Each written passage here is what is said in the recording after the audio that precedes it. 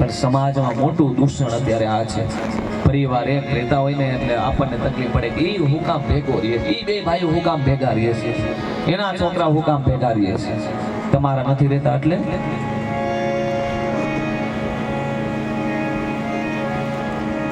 ખાસ ધ્યાન રાખજો, કોઈના માળા વીખતા નહીં, વીખવાત પરિવારમાં ન કરાવતા.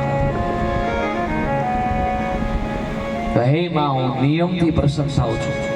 11 વર્ષ સુધી કોઈ નિયમ રાખે એટલે હું એને દર્શન આપું.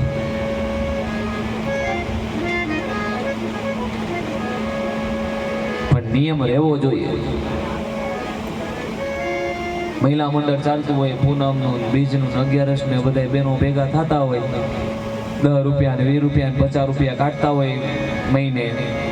પછી જયારે મંડળ બન્યું હોય ને ત્યારે 2-5 વર્ષ એટલું આમ આનંદથી મંડળ હાલતું હોય ને આપણને એમ થાય કે વાહ પ્રભુ વાહ, આના 11 વર્ષ પૂરા થાય એટલે દર્શન તો અહીંયા ભગવાન દે. પણ 2-5 વર્ષ સુધી હાલે અને પછી અંદરો અંદર જ ડખા થાય, બાધે. પ્રમુખને હું પ્રમુખ જ બાધે.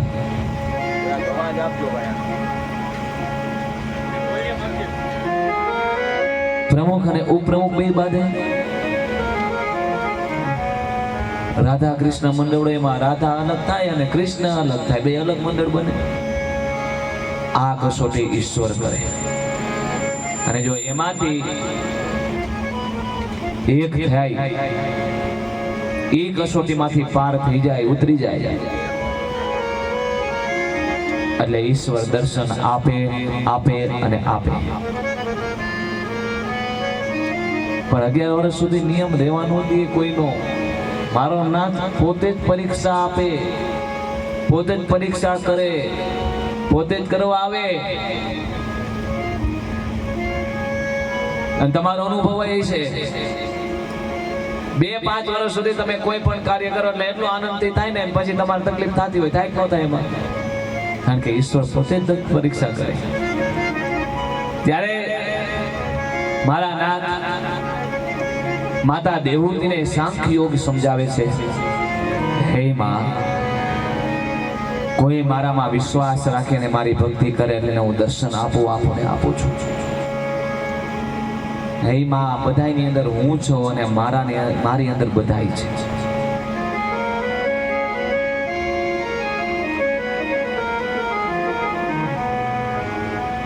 માં 11 વર્ષ આસન સિદ્ધિ રાખે એટલે આસન સિદ્ધિથી હું એને દર્શન આપું છું. સિદ્ધિ છે આસન સિદ્ધિ. કથામાં તમે અહીંયા બેસો ને એટલે 4 કલાક સુધી તમે બેસો એટલે તમારી અહીંયા આસન સિદ્ધિ થાય છે. અને કથામાં લાભ જ છે. કથામાં મોટામાં મોટો લાભ છે. જો અહીંયા આવો એટલે કાન પવિત્ર થાય, પછી જીભથી ભગવાનનું નામ લેવાય એટલે જીભ પવિત્ર થાય, તાલી પડે એટલે હાથ પવિત્ર થાય, મોઢા આડો હાથ રાખીને વાતો થાય એટલે હાથ પવિત્ર થાય.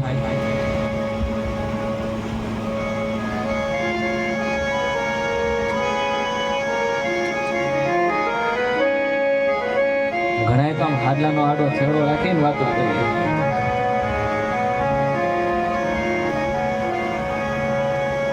કથામાં ફાયદા એ ફાયદા છે. 4 કલાક સુધી આયા તમે પલોઠી મારીને બેસો એટલે આસન સિદ્ધિ થાય. તાલી પાડો, અમે કહીએ ભાવે કો ભાવે તાલી પાડવી પડે એટલે બ્લડ સર્ક્યુલેશન, લોહી હરતું ફરતું રહે. 4 કલાક સુધી તમે આઈને અહીં બેસશો. 4 કલાક સુધી તમે ઘરે બેસજો, આવી રીતે લ્યો બેસી શકશો. અમે ન બેસી શકીએ. 4 કલાકમાં કાંઈક નવીન કર્યું હોય, 3-4 વખત પાણી પીધું હોય, 2-3 વખત ટીવી ચાલુ કરી હોય, બહાર ગયા હોય, સિદ્ધિ મળે. 4 કલાક સુધી સત્સંગ થાય, 4 કલાક સુધી કથા સંભળાય, 4 કલાક સુધી ભગવાનનું નામ લેવાય. અને 4 કલાક અહીંયા આપણે બેસીએ એટલે ઘરે મોટી શાંતિ. ભલે સાસુઈ ગયા, છોકરાઈ ગયા, બે હચવાય કથામાં કે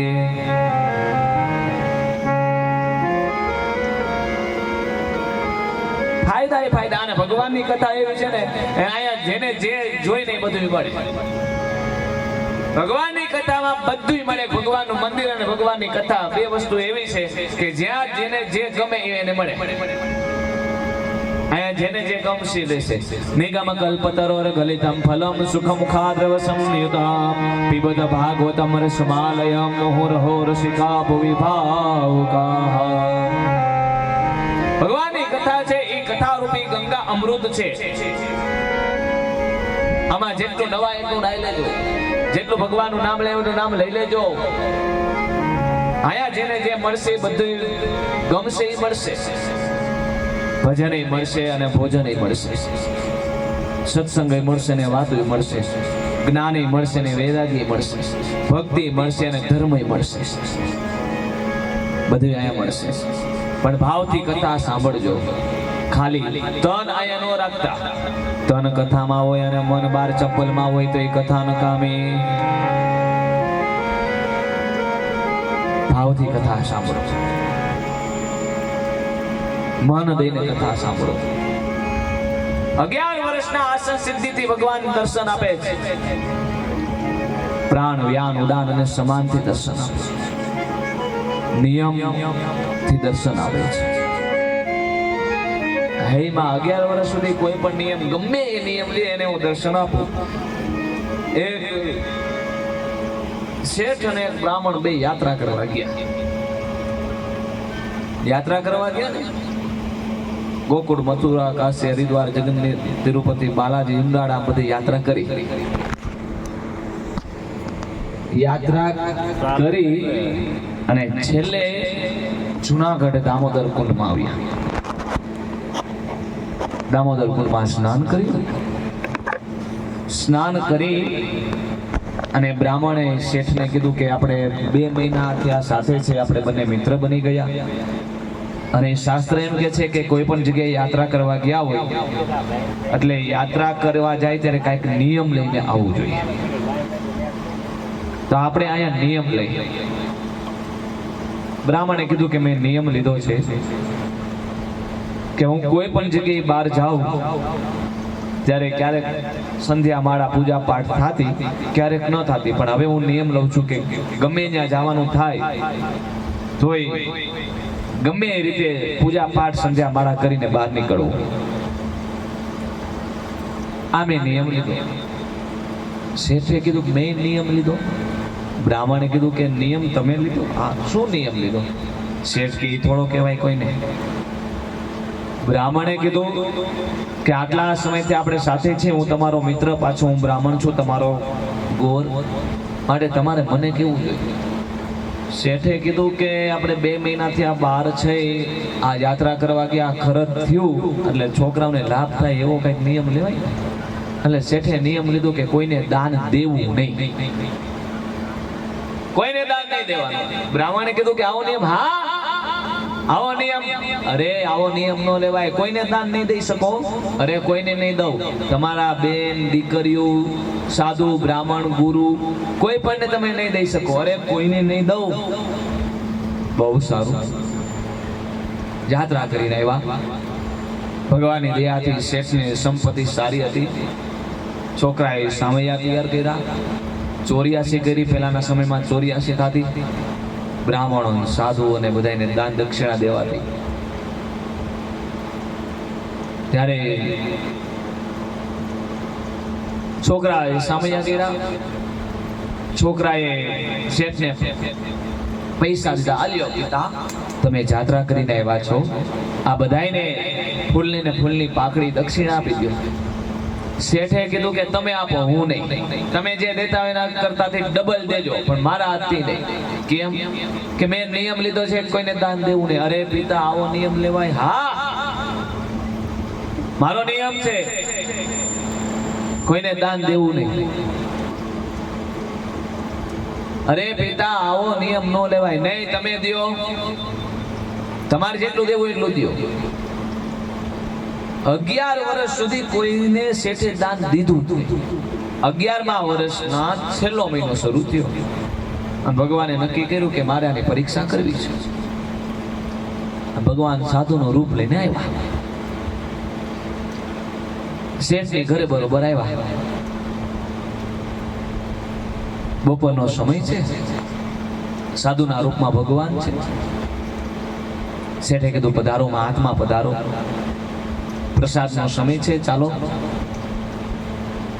જમવા બેસી જાય છે. બહુ સારું. શેઠે કીધું ત્યારે સાધુના રૂપમાં ભગવાન છે અને ભગવાન સાધુના રૂપમાં બોલ્યા કે હમ તો યહાં અહીં ઠહેરેંગે, અમને સારું લાગે કે અમે જમી લઈએ, ચલો અહીંયા જમી લઈએ. જમવા બેઠા, થાર પીરસાણો બધું આવી ગયું, બ્રહ્માર્પણમ બ્રહ્મવીર બધું થઈ ગયું. જમવા વાળા બ્રહ્મ છે, જમાડવા વાળા બ્રહ્મ છે, જમવાનું બ્રહ્મ છે, આ બધું થઈ ગયું. અને ભગવાન જ્યાં પેલું બટકું લે સાધુના રૂપમાં અને શેઠ બટકું ભરવા જાય, ત્યાં ભગવાને કીધું ઉભા રહ્યો, મારો એક નિયમ છે. શેઠે કીધું શું? કે જમી લઉં પછી હું ₹100 દક્ષિણા લઈશ. શેઠે કીધું કે ₹100 નહીં, ₹151 આપીશ. સાધુ બોલ્યા કે બીજો મારો નિયમ એ છે કે ઘરના વડીલો એના હાથથી દક્ષિણા લઈશ. શેઠ કે ઈ તમારો નિયમ ખોટો પડશે. ઘરનો વડીલ હું છું અને મારો નિયમ છે હું દક્ષિણા કોઈને દઈશ નહીં, દાન દેતો નથી. સાધુના રૂપમાં ભગવાન બોલ્યા મારો નિયમ છે કે હું ઘરના વડીલ સિવાય કોઈ પાસેથી લઈશ નહીં. શેઠ કે તો હું મારો નિયમ તોડું? સાધુ કે હું મારો નિયમ તોડું? જેમાં વગરના ઊભા થઈ ગયા. શેઠ કે વહી જવું જ ભલે વહી જાય, બાકી મારો નિયમ હું થોડો તોડું. ગયા બાર, ઘરની બહાર રોટલો હતો, ત્યાં સાધુના રૂપમાં ભગવાન બેઠા. છોકરા આવ્યા, છોકરાએ કીધું પધારો મહાત્મા, તમારી ઘરે જ આવ્યો તો પણ મારો નિયમ હતો કે ઘરના વડીલ પાસેથી હું દક્ષિણા લઉં છું. તમારા પિતાએ મને ના પાડી. છોકરાએ કીધું કે વાત સાચી, મારા પિતાનો નિયમ છે કે દક્ષિણા કોઈને દેતા નથી. ચાલો અમે તમને આપી 151 આપી. અરે 151 નહીં, અરે 500 રૂપિયા આપી. નહીં, અરે ખાલી 25 પૈસા આપો તો હું ઘરના વડીલ પાસેથી લઈ લઉં, બાકી બીજા કોઈ પાસેથી નહીં. હવે બે હાથે ભરાણા, એક બાજુ શેઠ ને એક બાજુ સાધુ. છોકરા પિતાના પગમાં પડ્યા, શેઠના પગમાં. પિતા સમજો 25 પૈસા આપો. અરે 5 પૈસા નો આપું, 25 પૈસા ને તમે કહો પણ 5 પૈસા નો આપું. સમજો આજ 5 દિવસ ત્યાં બહાર બેઠા છે, જાતા નથી. ગામમાં અમારે નથી હલાતું. ગામમાં એમ કે છે કે શેઠ લોભણા છે, દક્ષિણા કાંઈ આપતા નથી, અમારે નીચું જોયા જેવું થાય. પિતા તમે સમજો. શેઠે કીધું કે તમારે મોકલી દેવા છે? હા હા હા. તમે એને એમ કહો કે મારા પિતાને તાવ આવ્યો એટલે એ વહી જશે. અરે પિતા તમને કઈ થયું નથી ને? હા, એને કહો એટલે વહી જશે. શેઠના છોકરા એવા સાધુના પગમાં પડ્યા, મહાત્મા ખોટું થયું, મારા પિતાને તાવ આવ્યો. અને ભગવાન સાધુના રૂપમાં બોલ્યા કે હું 5-7 દિવસથી અહીંયા તમારા ઘર પાસે બેઠો છું, તો તમારા પિતા મારા મિત્ર કહેવાય, કે મારે ખબર કાઢવા આવવું જોઈએ ને. લ્યો બેટા, ખબર કાઢવા આવવાની વાત કરે. સુવડાવ્યા, ખાટલા ઉપર સૂતા છે. સાધુના રૂપમાં ભગવાન આવ્યા, માથે હાથ મૂકી અને તાવ જરાય નહોતો તોય ભગવાન બોલ્યા કે ઓહો તાવ તો બહુ છે. કે ભગવાને વિચાર કર્યો કે આ ખોટું બોલે તો મને ખોટું બોલવામાં શું વાંધો. ધ્યાન રાખજો, તાવ બહુ ખરાબ છે અને તાવ બહુ ભયંકર છે. હાથ નથી અડાડતો એટલો તાવ છે, ધ્યાન રાખજો. કે છોકરાઓને સમજાવ્યું. પાછા 12 ભગવાન ઓટા ઉપર બેઠા. બીજા 5 દિવસ વયા ગયા. શેઠના છોકરાઓએ શેઠને કીધું કે પિતા તમે સમજો, એ જાતા નથી, તમે એને ખાલી 5 પૈસા આપી દો, 25 પૈસા આપી દો તો એ વહી જશે. અને હું મારો થોડો નિયમ તોડું, આટલા સમયથી મારો નિયમ છે, મેં કોઈને દીધું નથી ને હવે હું દઉં કોઈને? એનો નિયમ નથી તોડતા, તમે તમારો નિયમ નથી તોડતા, અમારે શું કરવું? તમારે મોકલી દેવા. હા, એને એમ કહ્યું કે મારા પિતા ગુજરી ગયા. અરે પિતા તમે જીવતા ને કેવું ગુજરી ગયા? હા, એને કહેશો એટલે વહી જશે. શેઠના છોકરા એવા મહાત્મા બહુ ખોટું થયું, મહિના રોવા ખોટે ખોટા. કાં શું થયું? મારા પિતા ગુજરી ગયા. ભગવાને કીધું કે હું 10 દિવસથી અહીંયા છું, તમારા પિતા મારા મિત્ર હતા, તો મારે સ્મશાન યાત્રામાં આવવું પડે. લ્યો પિતા, આ તો સ્મશાન યાત્રામાં આવવાની વાત કરી. ત્યાં ભેગું આવવાનું કીધું. હા બાંધો મને. અરે પિતા જીવતા બાંધવા. હા હા ગામમાં પૂછશો 4 વિસામાં આવે એમાં પેલા વિસામાં ઈ વિયા જશે ને હું ઊભો થઈને તમે બધા કે શેઠ જીવતા થયા ઈ જ ને બીજું કાંઈ. ચાલો. અરે પિતા જીવતા થોડા બાંધવાય. છોકરાનો જીવ હાલે જીવતા બાંધા નહીં. રામ નામ સત્ય હે રામ રામ રામ બોલતા આવ્યા. હવે નાના દીકરાનો કાન અને શેઠનું મોઢું બે બાજુ આવ્યું. પેલા વિસામો પૂરો થયો અને જ્યાં ઉપાડ્યા ત્યાં શેઠે નાના દીકરાને પૂછ્યું કે ઓલો બાવો દીકરો કે ભેગો. હે ભેગો? હા તમે કેતા હતા લ્યો આવ્યો જા ભેગો આવ્યો. સ્મશાને ભેગા ચિતા લગાવી લાકડા ગોઠવ્યા. શેઠને છોડ્યા. લાકડા ઉપર ચિતા ઉપર સોડાવ્યા. નાના છોકરાએ પૂછ્યું લ્યો પિતા હવે શું કરવું? બોલો બાવો તો કે હજી ભેગો બેઠો સામે બેઠો. હા સળગાવો. ત્યાં તમે મને સળગાવશો તો એ વહી જશે હું ઊભો થઈને વહી આવીશ. અરે પિતા તમે સમજો 5 પૈસા દેજો. અરે 1 પૈસો નો દઉં. અત્યાર સુધી નો દીધો હવે હું દઉં. ત્યારે ભગવાન સાધુના રૂપમાં દીકરાને પૂછ્યું તમે વારા ઘણીએ તમારા પિતાના કાનમાં હું કયો છો? તમે હું પ્રાણ પોક મૂકો છો? છોકરાએ કીધું કે હા અમે અમારા પિતાના કાનમાં પ્રાણ પોક મૂકી. હું તમારા ગામમાં સ્મશાનમાં પ્રાણ પોક મૂકવાનો રિવાજ છે. સળગાવો. હવે જીવતા સળગાવવાનો જીવ હાલે દીકરાનો. તમારો જીવ ન આવતો હોય તો લાવો મારી પાસે. ભગવાને આગ લગાડી. હાથ સળગા પગ સળગા પણ શેઠ નો ઊભા થયા. ત્યારે ભગવાને ચતુર્ભુજ રૂપે દર્શન દીધા ને કીધું માગી લે તારા 11 વર્ષના નિયમથી હું પ્રસન્ન થયો છું. માગી લે. અને શેઠની બુદ્ધિ સુધરી અને કીધું પ્રભુ હે મારા નાથ મારી ભૂલ માફ કરો. વિચાર કર્યો કે મેં દાન નો દેવાનું નિયમ લીધો તો મેં દાન દેવાનો નિયમ લીધો તો મને શું ન મળત. માટે કોઈને નિયમ લેવો હોય તો છૂટ છે. આવો નિયમ લેવો હોય તો છૂટ પણ આટલી તૈયારી રાખજો. અને કોઈ સંકલ્પ કરો તો હું કરાવી દઈ. તમે તમારે મૂંઝાતા નહીં. તમારે આમાં કાંઈ નક્કી નહીં. નિયમ લેવો એટલે લઈ લેજો. શેઠ ને ભગવાને ચતુર્ભુજ રૂપે દર્શન દીધા. દ્રષ્ટાંતનો સિદ્ધાંત 11 વર્ષના નિયમથી ભગવાને દર્શન આપ્યા. અષ્ટાંગ યોગ કીધા. હે માં યમ પ્રાણાયામ બધાયથી હું પ્રસન્ન થાઉં છું. અને હે માં મનને સમજાવવું પડે. कबीर यह मन लालची समझे नहीं गावा. भजन करने को आलसी खाने को होशियार. મનુષ્ય દેહ મળે છે. બાલ્ય અવસ્થા યુવાન અવસ્થા અને વૃદ્ધાવસ્થા છે. આમાં પ્રાધાન્ય મન છે. મન સમજે તો સુખ છે ને મન સમજે તો દુઃખ છે. मन के हारे हार है मन के जीते जीत. मन ही मिलावे राम को मन ही करे भजी. हे मां જે કરે છે બધું મન કરે છે. મન હારે મન જીતે મન રામ को मिलावे मन करावे भजी. ને હે માं આ મનુષ્ય દેહ છે એની અંદર 24 તત્વ રહેલા છે. આપણા શરીરની અંદર કેટલા તત્વો છે? 24 તત્વો. 5 જ્ઞાનેન્દ્રિય, 5 કર્મેન્દ્રિય. 5 વસ્તુ આપણા શરીરની અંદર એવી છે કે જેથી આપણને જ્ઞાન થાય. આંખથી જોવાનું જ્ઞાન, નાકથી સૂંઘવાનું જ્ઞાન,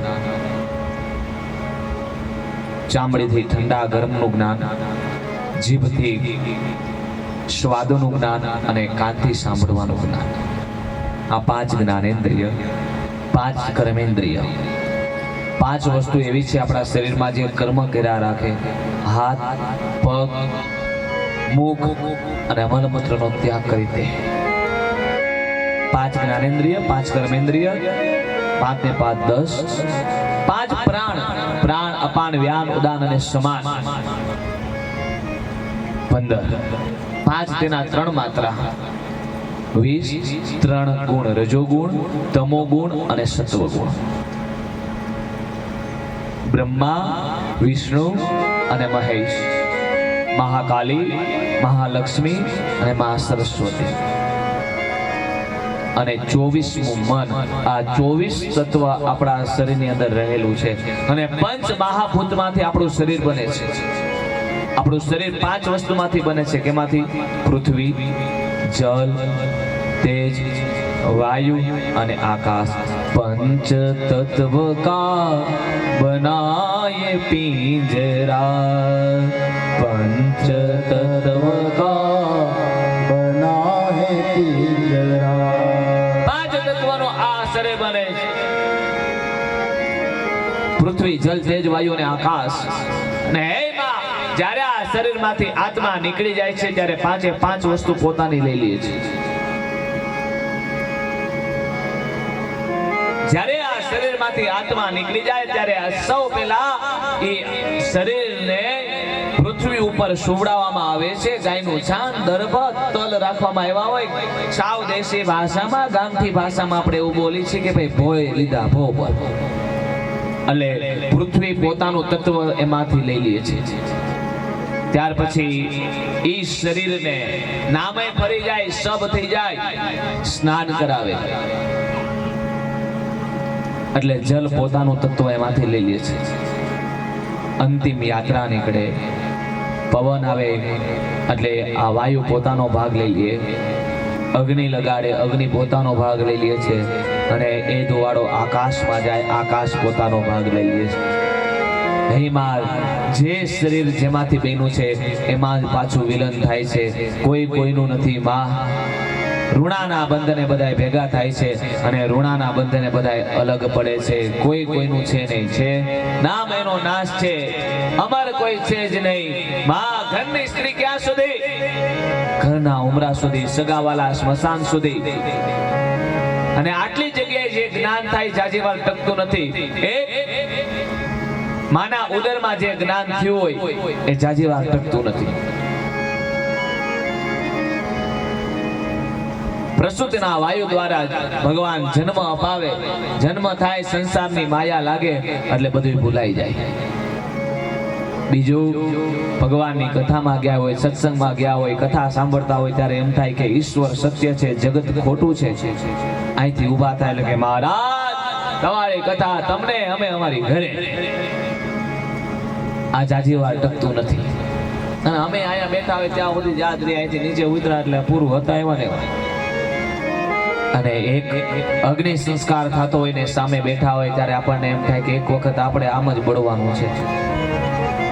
ઈશ્વર સત્ય છે, બાકી કોઈ છે નહીં. ઘરે આવીને નાઈ લીધું હતા એવા ને એવા, પૂરું ભૂલાઈ ગયું. એમાં કોઈ કોઈનું નથી. 12 દિવસ સુધી બધાય બેસે, 12મે દિવસે લાડવા જમશે, મિષ્ટાન જમશે, પૂરું. કોઈ કોઈનો નથી રે, કોઈ કોઈનો નથી રે, કોઈ કોઈનો નથી રે, કોઈ કોઈનો નથી રે.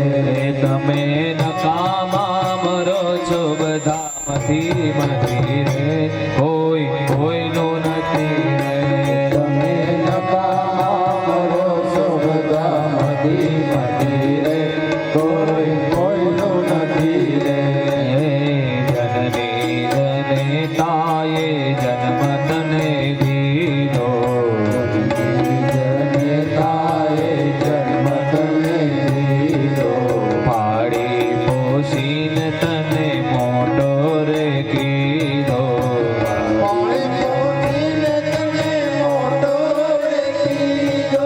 પરણ્યા પછી માની સામું જોતો નથી રે, કોઈનું નથી રે.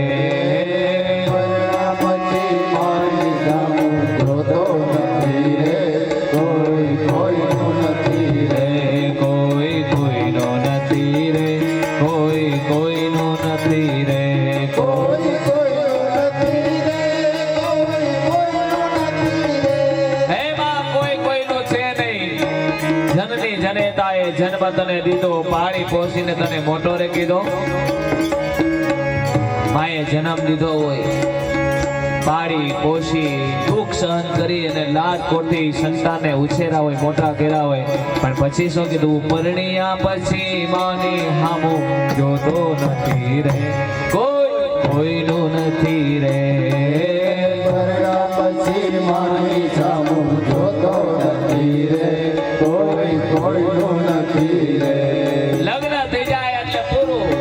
ખબર નથી પડતી કે 25, 50 વર્ષ સુધી જે માએ પ્રેમ આપ્યો હોય એ આવનાર સ્ત્રી 2 વર્ષમાં ભૂલાવી દે અને માં સાથે દીકરા અબોલા લઈ લે. શું બતાવે, શું વાત કરે, શું કે છે, કઈ ખબર નથી પડતી. માં સાથે અબોલા લે. જે માત પિતા એ આપણા માટે થઈને દુઃખ સહન કર્યા હોય એ આવનાર સ્ત્રી સાથે થઈને માં સાથે અબોલા દીકરો લઈ લે છે.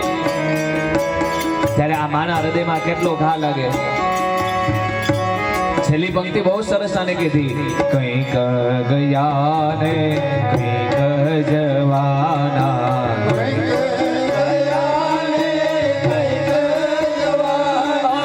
ના કોઈ રહ્યા ને ના કોઈ રહેવાના,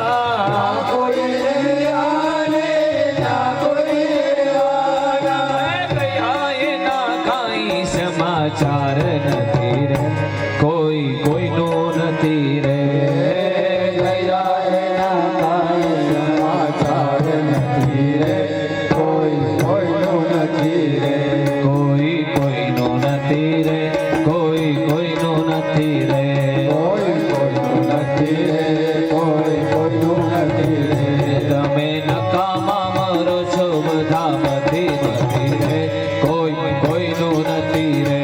તમે નકામા મરો છો બધા નથી રે, કોઈનું નથી રે. કોઈનું નથી રે, કોઈનું નથી રે. કોઈનું નથી રે, કોઈનું નથી.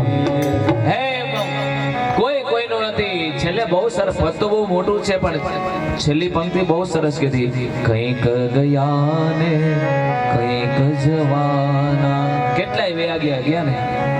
હાય દાદા, એના દાદા દાદી કેટલાય વયા ગયા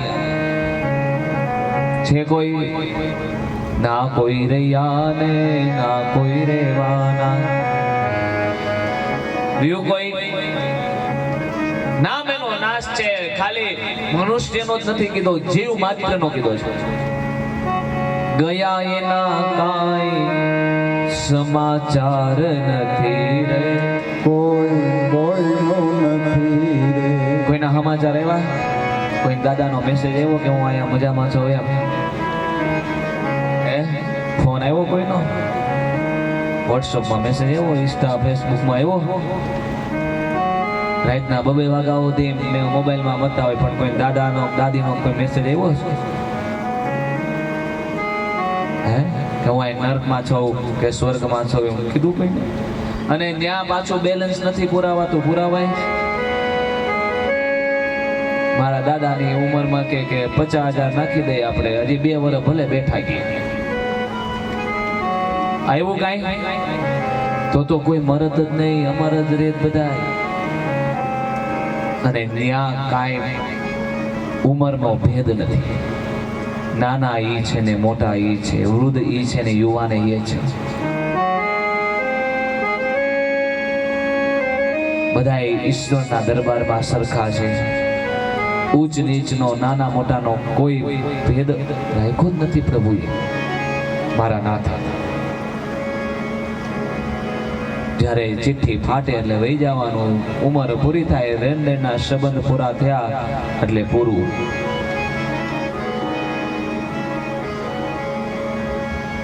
એમાં 12મે દિવસે બધા મિષ્ટાન જમી લે. અને એક વાત કરી દઉં, કહીશ તો દુઃખ લાગશે બહુ,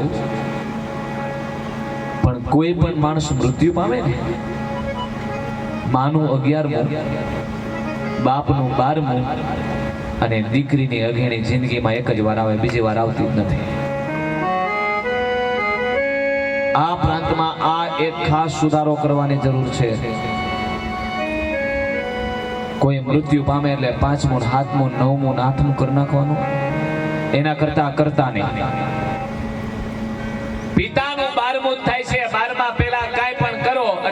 ફૂટતું નથી. સાબિતી સહિત કહું છું, જોઈ લેજો ગરુડ પુરાણ. માનું 11મું જ થાય અને પિતાનું 12મું જ થાય.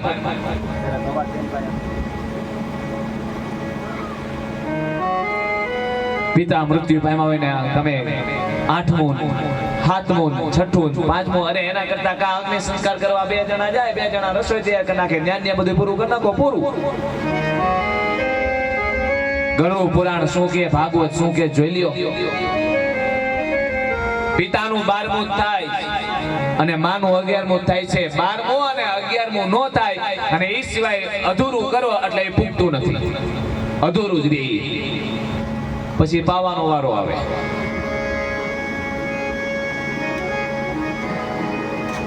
તકલીફ શું? અને એમાં એક વાત ખાસ કરી દઉં કે કોઈ નાનું મરણ હોય ને એમાં તો ટૂંકું કરતા જ નહીં, કારણ કે એની ઈચ્છા, એની આશા, એની તૃષ્ણા બાકી હોય. એ આત્મા વધારે ભટકે, દુઃખી વધારે થાય છે. આ શરીરમાંથી આત્મા નીકળી જાય એટલે અહીંથી યમરાજાનું નગર 200 યોજન દૂર છે. કેટલું? 200 યોજન. 42 રાત અને દિવસ જ્યારે યમરાજાના દૂતો આ આત્માને લઈ જાય છે, ચલાવે છે, ત્યારે અમે યમનની નગરીમાં પૂગે છે. એવું નથી કે અહીંથી સીધા નીકળી ગયા એટલે સીધું યમરાજાના નગરમાં જ પૂગે છે. 10મે દિવસે તમે 10 પિંડ દશાના દ્યો ને ત્યારે યમ યાતના ભોગવવાનું શરીર બને છે.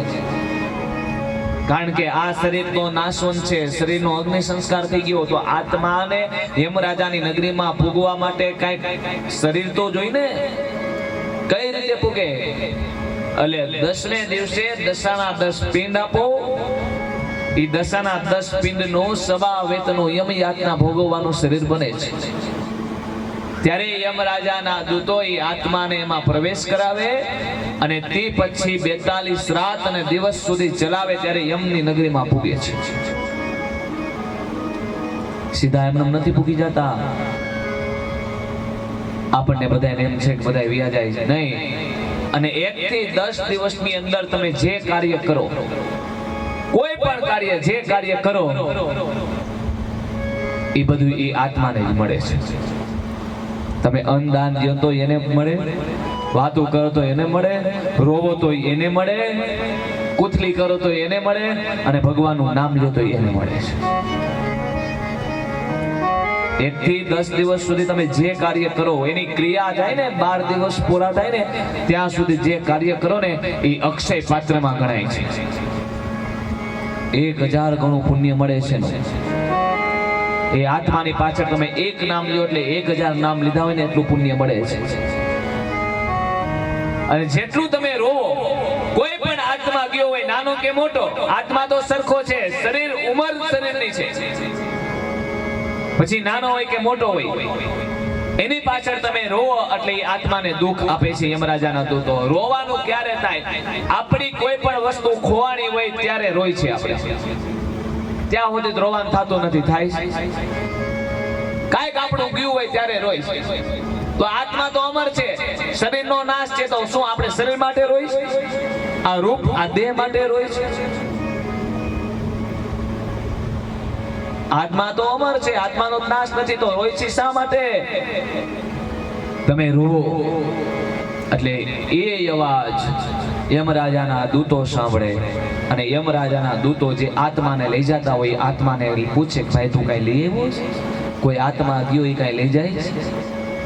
હે, લઈ જાય છે કોઈ? કાંઈ લઈ જવાના છે આપણે? કાંઈ હે, ખાલી આવ્યા ખાલી જાશું, શું લઈ આવ્યા શું લઈ જાશું? લઈ જવાના જ કાંઈ? એ આત્મા પૂછે કે ના હું કાંઈ નથી લઈ આવ્યો. તો આ બધાય તારી પાછળ રોવે શું કામે? શા માટે રોવે? તું કાંઈક લઈ આવ્યો હોય, એનું કાંઈક ખોવાણ હોય તો જ રોવે, બાકી રોવે નહીં. એમ કહી એને વધારે માર મારે અને આત્મા દુખી વધારે થાય છે. આવ્યા તા ખાલી, જવાના ખાલી. આવ્યા તા અને જવામાં ખાલી હાથ જ છે, ખિસ્સાય નથી, કાંઈ છે નહીં, ખાપણ છે છેલ્લે. ન વસ્ત્ર આવ્યા તા અને છેલ્લે અગ્નિ સંસ્કાર થશે ત્યારે વસ્ત્ર નહીં હોય, છતાંય આખી જિંદગી ખિસ્સા ભરવામાં જ વહી જાય છે. આવ્યા ત્યારે ખિસ્સા નહોતા, જાશું ત્યારે ખિસ્સા નહીં હોય, કાંઈ નહોતું. અને છતાંય આ કેવડા મોટા ખિસ્સા છે એ ખબર નથી પડતી, ભરાતા જ નથી. હે માં, જે અંતે છેલ્લે મારું નામ લેવા જાય તો બેડો પાર થઈ જાય, તો કાયા સુધરી જાય. ત્યારે માતા દેવહૂતિ કપિલ ભગવાનને પ્રશ્ન પૂછે છે, હે પ્રભુ, હે ભગવાન, આ જીવ માના ઉદરમાં કેવી રીતે આવે તે મને કહો.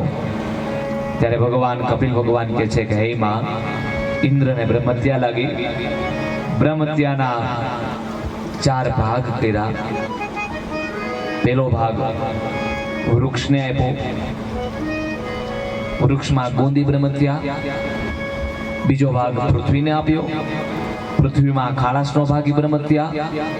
ત્રીજો ભાગ જલને આપ્યો, એમાં પાણીના પરપોટા થઈને ફૂટે આ બ્રહ્મત્યા. અને ચોથો ભાગ બહેનોને આપ્યો. 1 મહિને અગવડતા આવે, ધર્મમાં આવે, હાથ મેલો થાય આ બ્રહ્મત્યા. પ્રથમે હની ચાંડાલી, દ્વિતીય બ્રહ્મધાતિની, તૃતીય વ્રજ પ્રોક્તા, ચતુર્થે હની શુદ્ધયતી. હે માં, પહેલે દિવસે શ્રી ચાંડાલ કહેવાય, બીજે દિવસે બ્રાહ્મણને મારવા વાળા કહેવાય, ત્રીજે દિવસે ધોબણ કહેવાય, અને ચોથે દિવસે શુદ્ધ થાય. દેવ કાર્ય શું? પંચમે પૂજા કરવી હોય, પાણી રેડવું હોય, પિંડદાન કરવું હોય, તર્પણ કરવું હોય, યજ્ઞમાં બેસવું હોય, પૂજામાં બેસવું હોય તો 5મે દિવસે બેસી શકે. દિવસ 5મો ગણવામાં આવે છે. અને હે માં, આ પુરુષના અધિષ્ઠાન દ્વારા ગર્ભનું બંધન થાય. 10 રાત્રિ જાય એટલે એક બોર જેવડો આ ગર્ભ થાય છે. હે માં, 15 દિવસનો ગર્ભ થાય